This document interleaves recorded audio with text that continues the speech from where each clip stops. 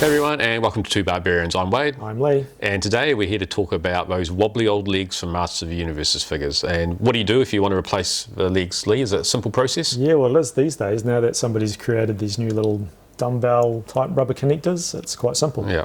So in the first step, you want to replace the leg bands on a figure.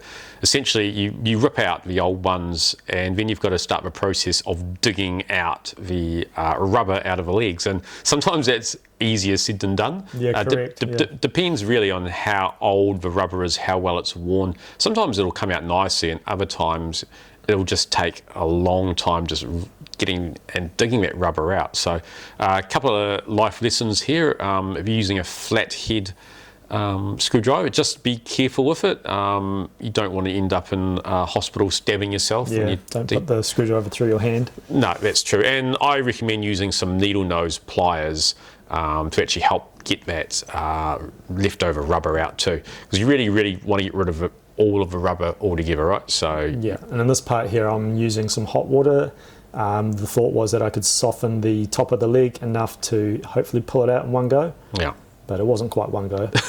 It took a while. That's why some of this is sped up. But here's actually a nice example of where we actually pull it out really nicely and easily in one go. It must be because this is the special Horde Trooper variant legs, which probably have better rubber in, right? So yeah. And at the end of the process, you'll make sure that that hole is nice and clear, and then all of the rubber is like this sitting on the chart. Yep.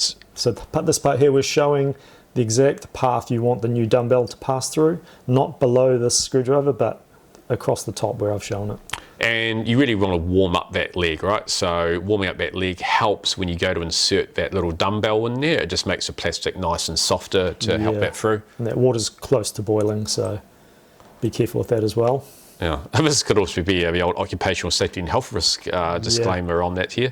Yeah. So again, you just want to, once you've forced it in there, you just give it a little pull and make sure it's nicely and firmly set and doesn't come out.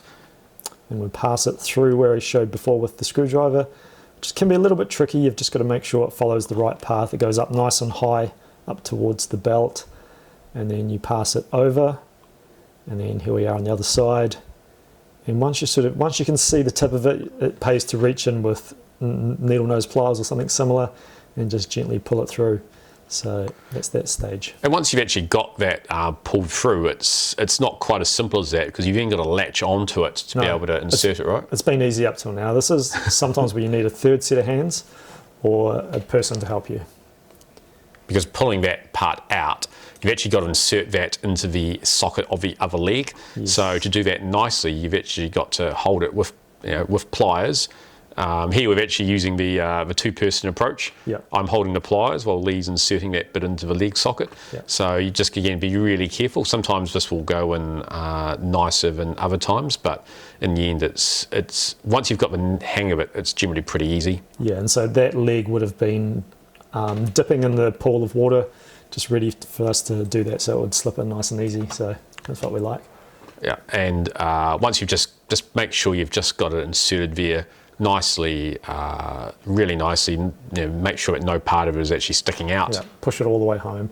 If you didn't and you played with it, it might pop back off, in which case you just have to give it another go. So there we go. Yeah, we got Triclops is back to his usual self now, right? Yeah, and that was a really nice Triclops. It was a shame the one thing holding that figure back was his wobbly legs. Yeah, I agree. It's good to have it back. And sometimes just be careful, because the leg sockets are actually different sizes, so getting that leg band back into it can be quite difficult. Yeah, especially with that 2-bed one, it was a lot smaller. Yeah, and ultimately practice is key. So you want to find something which makes life as easy as possible, right? Yeah, so in this shot here, I'm using a little soldering iron tool, a nice little cheap one that we bought from J-Car, and it just has some little clips.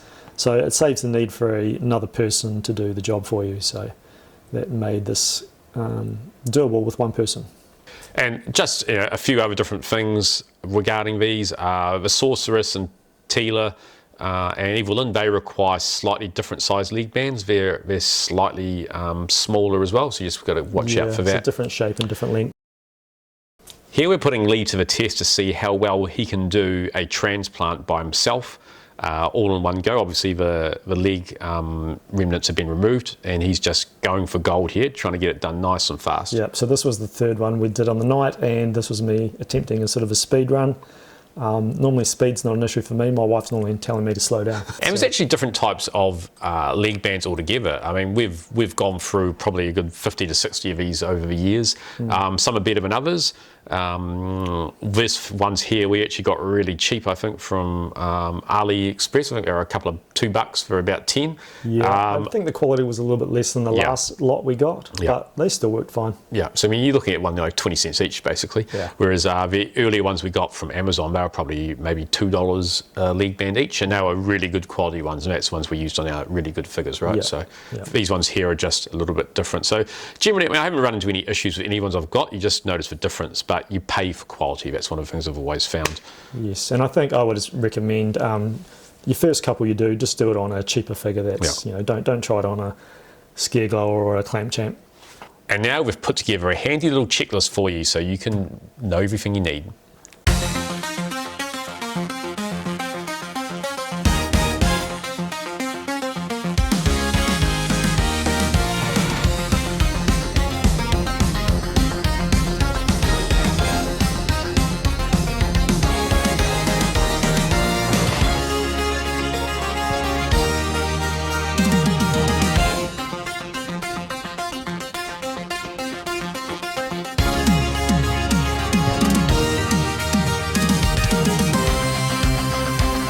So we hope you enjoyed our little quick fix video there of Master Universe leg bands. Don't forget to hit that like and subscribe buttons for all the cool videos we've got coming up.